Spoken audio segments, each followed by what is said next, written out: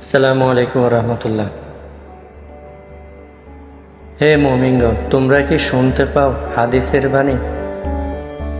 মহান আল্লাহ তাআলা রোজার পুরস্কার আল্লাহ নিজে হাতে প্রদান করবেন। পরিশেষে একটি কথাই বলতে চাই, ফেসবুক বলেন, ইউটিউব বলেন, লাইক, কমেন্ট এবং শেয়ার করুন। এরপরে ফেসবুকে যদি দেখে থাকেন তাহলে একটি ফলো করে যাবেন। এরপরে ইউটিউবে যদি দেখেন সেক্ষেত্রে গিয়ে সাবস্ক্রাইব করে যাবেন। এটাই আপনাদের প্রতি আমার অনুরোধ। সবাইকে ধন্যবাদ। আসসালামু আলাইকুম ওয়া রাহমাতুল্লাহ।